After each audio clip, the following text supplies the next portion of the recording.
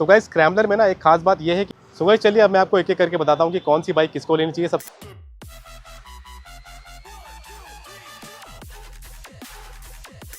So guys tracker 400 versus speed 400, आपको कौन सी bike की तरफ जाना चाहिए। एंड यहाँ पे देखिए स्क्रैम्बलर 400 XC भी खड़ी है एंड यहाँ देखेंगे तो यहाँ पे स्पीड T4 भी खड़ी है। तो इन दोनों को भी कवर कर लेंगे, बेसिकली ये चारों बाइक को कवर करेंगे और आपके लिए कौन सी बाइक बेस्ट रहने वाली है मैं आपको एंड तक क्लियर कर दूंगा। चलिए स्टार्ट करते हैं हमारा कंपैरिजन। सो गाइस सबसे पहले प्राइस की बात कर लेते हैं। तो स्पीड T4 सबसे कम प्राइस पे आती है 1,95,000 एक्स शोरूम।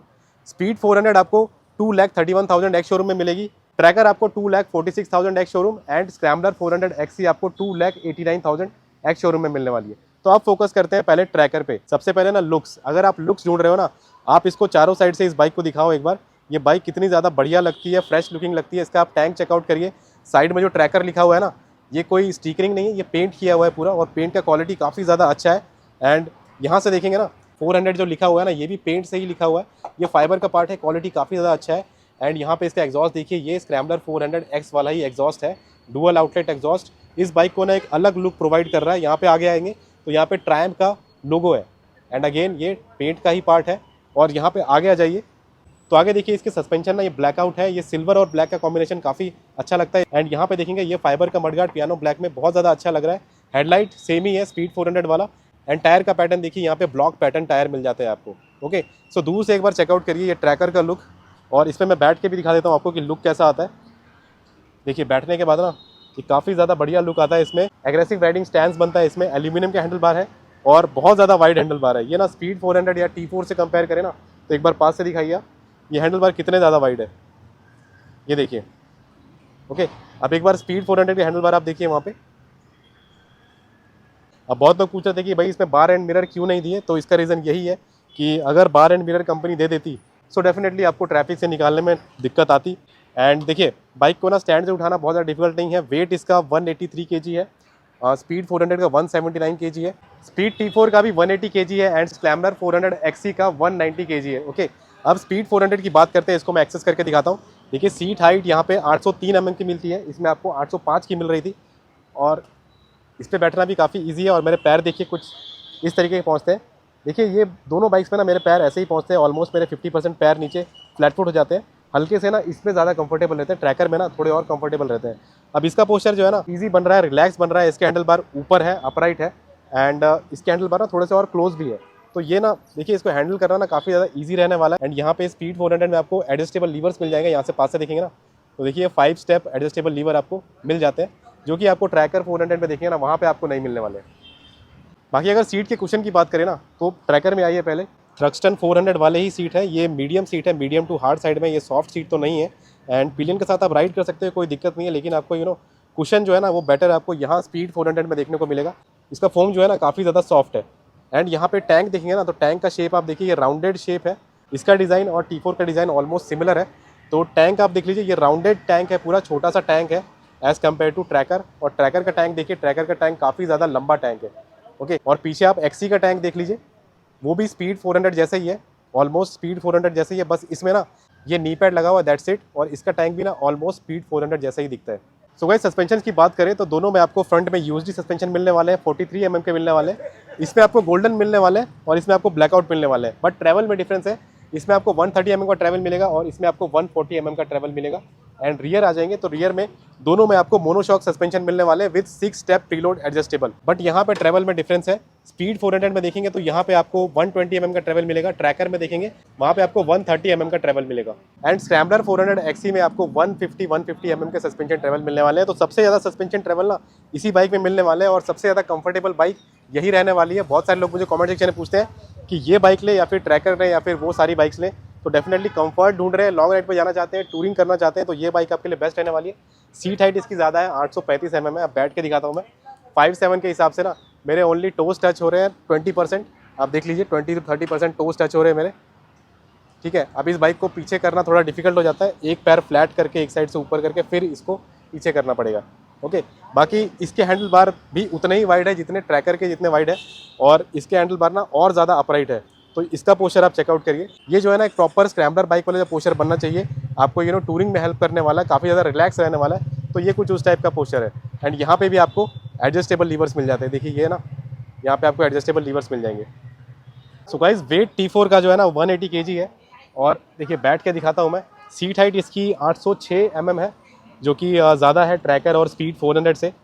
एंड इस पे बैठना भी ऑलमोस्ट सिमिलर ही लगता है, मेरे पैर ऑलमोस्ट सिमिलर ही नीचे पहुंचते हैं। आप देखेंगे तो मेरे 40% पैर मेरे टच हो गए हैं नीचे। सो ये सिमिलर लग रहा है स्पीड 400 से, ऑलमोस्ट ऐसा ही लग रहा है कि मैं स्पीड 400 के ऊपर ही बैठा हुआ हूँ। और यहाँ पे हैंडल बार आपको एल्यूमिनियम के नहीं मिलेंगे, यहाँ पे देखिए ब्लैकआउट हैंडल बार है। और हैंडल बार का अगर पोजिशनिंग की बात करें, ये जितना अपराइट है और जितना थोड़ा सा क्लोज है, तो साइड से पोस्चर मेरा कुछ इस टाइप का बनेगा। सो ये ऑलमोस्ट स्पीड 400 जैसा ही है। स्पीड 400 के हल्के से और लीन फॉरवर्ड है, 1-2% से ही लीन फॉरवर्ड है, वेरस ट्रैकर के ना काफ़ी ज़्यादा लीन फॉरवर्ड और वाइड है। सो गाइस अब टायर्स की बात कर लेते हैं। तो स्पीड 400 में आपको वेडस्टीन कंपनी की तरफ से टायर्स मिलेंगे। ट्रैकर और स्क्रैम्बलर 400 XC में आपको MRF रेव्स कंपनी की तरफ से टायर मिलेंगे। यहाँ पे आपको ना ये देखेंगे तो spoke wheel with tubeless tyre आपको मिलने वाले हैं, ओके, क्योंकि ये ऑफ रोडिंग फोकस बाइक है इसलिए। एंड ब्लॉक पैटर्न टायर मिलने वाले हैं। ट्रैकर में आ जाएंगे तो यहाँ पे भी आपको ब्लॉक पैटर्न टायर दे दिए गए हैं और यहाँ पे ना अलॉय व्हील्स मिलने वाले हैं। स्पीड 400 में देखिए यहाँ पे आपको अलॉय व्हील्स मिलने वाले हैं with road tyres and highway tyres. So guys अब टायर्स के सेक्शन की बात कर लेते हैं। तो यहाँ पे आ जाएंगे स्क्रैम्बलर 400 XC में आपको 100/90 19 सेक्शन के टायर मिलेंगे। ये रेडियल टायर्स नहीं है और ये MRF रेव्स के नहीं है, MRF कर्व्स के टायर्स हैं। तो MRF ज़ैपर कर्व F। अब वहाँ पे आ जाएंगे ट्रैकर में, यहाँ पे देखिए 110/70 R17, ओके, रेडियल टायर्स है। अब आ जाएंगे स्पीड 400 में, तो यहाँ पे आपको 110/80 R17 के मिलेंगे। तो वहाँ पे 70 था, यहाँ पे 80 है। 80 का मतलब कि यहाँ पे साइड वॉल इंक्रीज हो गया है इस टायर का। दैट मीन्स इसमें ना आपको ज़्यादा कंफर्ट मिलने वाला है, गड्ढों को ना थोड़ा और ज़्यादा अच्छे से एब्जॉर्व करेगी इसके tyres. So guys rear tyre की बात कर लेते हैं। तो देखिए यहाँ पे आपको 140 सेक्शन के टायर मिलेंगे। यहाँ देखिए 140/80 R17, ये ब्लॉक पैटर्न टायर है। एंड यहाँ पे आपको रेडियल टायर्स दे दिए गए हैं पीछे की साइड। अब देखते हैं ट्रैकर 400 के रियर टायर, यहाँ पे भी आपको ब्लॉक पैटर्न टायर मिलेंगे और ये 150 सेक्शन के टायर देखिए 150/60 R17, तो अगेन रेडियल टायर्स। अब स्पीड 400 के टायर देखिए आप रियर वाले, यहाँ पे भी आपको 150 सेक्शन के टायर मिलेंगे 150/70 ZR17, तो अगेन यहाँ पे 70 है, ट्रैकर में 60 था। साइड वॉल आपको इंक्रीज्ड मिलेगा जो कि आपका कंफर्ट इंप्रूव करने वाला है। सो गाइस अब स्पीड T4 की बात कर लेते हैं ना। तो टायर्स की बात करेंगे तो यहाँ पे आपको MRF ज़ैपर कंपनी की तरफ से टायर मिलेंगे और सेक्शन देखिए यहाँ पे 110/70-17। एंड रियर वाले देखिए यहाँ पे आपको MRF ज़ैपर कंपनी की तरफ से है एंड 140/70-17। तो यहाँ पे ना आपको रेडियल टायर्स तो नहीं मिलने वाले, ये नॉर्मल टायर्स हैं। एंड स्क्रैम्बलर 400 XC में ना आपको 140 सेक्शन के ही मिल रहे थे, यहाँ पे भी आपको 140 के मिल रहे हैं, वेरएस स्पीड 400 एंड ट्रैकर में आपको 150 सेक्शन के मिल रहे थे। सो गाइस स्क्रैम्बलर में ना एक खास बात यह है कि इसका वेट 190 होने के बावजूद इतना फील नहीं होता है, क्योंकि इसका लीन एंगल ज़्यादा नहीं बनता है स्टैंड का। इसको ना स्टैंड से उठाना, जब आप बैठते हो ना, तो उठाना काफ़ी ज़्यादा ईजी हो जाता है। बस आपको पार्किंग के टाइम ध्यान में रखना पड़ेगा। सो गाइस टैंक कैपेसिटी आपको तीनों बाइक में सिमिलर मिल जाती है, 13 लीटर का टैंक मिल जाता है। माइलेज आपको देखिए अराउंड सिटी में 23-24 का ही मिलने वाला है। अगर आप हाईवे पे लेके जाओगे तो 30 से 35 का मिल जाएगा। टॉर्क वगैरह रिड्यूस हो गया तो हो सकता है 1-2 किलोमीटर का माइलेज आपको एक्स्ट्रा मिले। अब गाइस देखिए इंजन इमोबिलाइजर का जो फीचर है ना, वो इससे रिमूव कर दिया गया है। यहाँ पे देखेंगे ना, तो चाबी तो आपको वैसे ही मिलेगी, बट अब इसमें आपको इमोबिलाइजर वाला फीचर आपको नहीं मिलने वाला है। सो गाइस तीनों बाइक्स में ये फीचर आपको नहीं मिलने वाला है, T4 में भी नहीं मिलेगा। सो गाइस चलिए मैं आपको जल्दी से तीनों के एग्जॉस्ट सुनाता हूँ और आप मुझे कमेंट सेक्शन में बताइए कि आपको किसका एग्जॉस्ट बेटर लगा। सबसे पहले सुनते हैं स्पीड 400 का एग्जॉस्ट।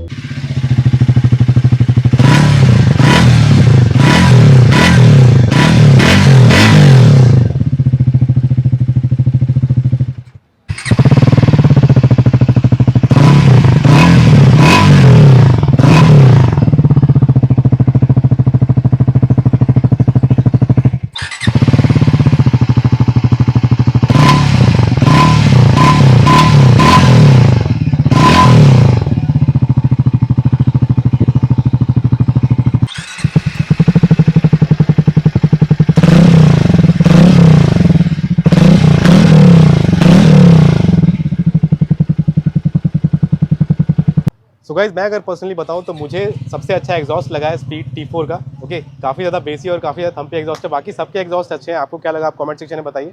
सो गाइस चलिए अब मैं आपको एक एक करके बताता हूँ कि कौन सी बाइक किसको लेनी चाहिए। सबसे पहले T4 की बात करेंगे। अगर आपका बजट कॉन्स्टेंट है, 1,95,000 के बजट में बाइक आती है, ऑन रोड जाते जाते 2.5 लाख की पड़ने वाली है आपको पुणे में, तो बजट को लेके कंसर्न है आप, कोई दूसरी बाइक लेना चाहते थे, हंटर वगैरह लेना चाहते थे, रॉनिन देख रहे थे, तो आप थोड़ा सा एक्सीड करके आप इसकी तरफ जा सकते हैं। ये आपको बेटर क्वालिटी निकाल के देने वाली है। अब देखिए रॉयल एनफील्ड से कंपेयर किया जाए ना, तो हंटर इसके सामने थोड़ी सी छोटी भी लगती है और पार्ट्स वगैरह देखा जाए तो ये बाइक ना ज़्यादा प्रीमियम लगती है और इसका ना आपको पावर फिगर थोड़ा सा ज़्यादा ही मिलने वाला है। सो कम प्राइस पे एक ट्रायम्फ की बाइक लेना चाहते हो तो डेफिनेटली आप स्पीड T4 की तरफ जाओ।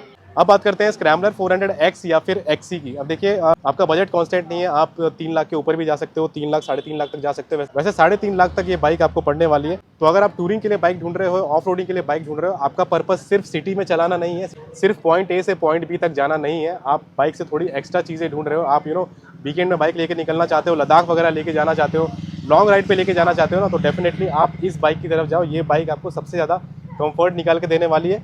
अब भाई स्पीड 400, देखिए आपको T4 नहीं लेनी है, T4 से ऊपर जाना है, आपको हैंडलिंग ज़्यादा बेटर चाहिए। आप चाहते हो कि मुझे टायर ग्रिप्स बहुत अच्छे मिले, आप जब घाट सेक्शन में जाओ, लीन करो, ट्रैक वगैरह पे जाना चाहते हो, तो इसके टायर जो है ना पेडेस्ट्रियन के आपको ज़्यादा ग्रिप प्रोवाइड करने वाले हैं as compared to other bike जितनी भी मैंने दिखाई ना। इसके सीट ज़्यादा कंफर्टेबल है, चाहे आप राइडर की बात करो, चाहे पिलियन की बात करो। इवन जो इसका सॉफ्टनेस जो है ना, ये आपको बेटर मिलने वाला है। T4 से कंपेयर कर लो या फिर ट्रैकर से कर लो या फिर जो भी बाइक्स मैंने दिखाई। एंड गाइस अगेन आप मल्टीपर्पज बाइक ढूंढ रहे हो, आपको सिटी में भी चलाना है, हाईवे पे चलाना है। ऑफ रोडिंग कैपेबिलिटी भी इस बाइक की अच्छी है, बट इतनी भी अच्छी नहीं जितनी स्क्रैम्बलर 400X की है।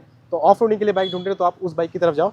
वेरएज आपका ऑफ रोडिंग का रिक्वायरमेंट कम है, फन टू राइड फैक्टर ढूंढ रहे हो ना, ट्रायम्फ की देखिए स्पीड की जो सीरीज आ जाती है, स्पीड ट्विन 900 भी आ जाती है, जो कि वहाँ पे खड़ी है देखिए।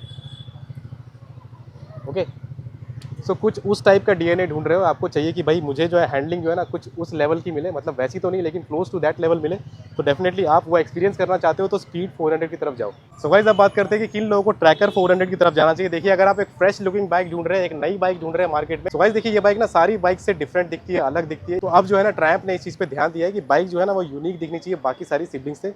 अगर आप प्लान कर रहे थे स्पीड 400 लेने का, तो आप इस बाइक की तरफ जा सकते हो अगर आपका 80% यूज सिटी में। अब स्पीड 400 में देखिए आपका 50% का यूज़ हो जाता है, मतलब वो बाइक थोड़ी सी हल्की सी और कंफर्टेबल मिलती है आपको। तो 50% यूज़ सिटी का है, 50% हाईवे का है, टूरिंग वगैरह करना चाहते हो तो स्पीड 400 लो। लेकिन अगर आपका मैक्सिमम यूज़ सिटी में ही है, ठीक है, और 20% आप वीकेंड राइड्स पे जाना चाहते हो, हाईवे राइड्स पे जाना चाहते हो, तो आप ट्रैकर 400 की तरफ जा सकते हो।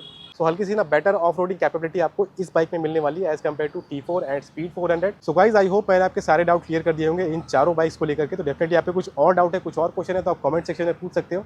बाकी एंड तक वीडियो में बने रहने के लिए बहुत बहुत धन्यवाद। वीडियो पसंद है तो लाइक करिए वीडियो, शेयर करिए वीडियो एंड सब्सक्राइब करिए मेरा चैनल। मिलते हैं नेक्स्ट वीडियो में, तब तक के लिए take care, bye bye and have a safe ride.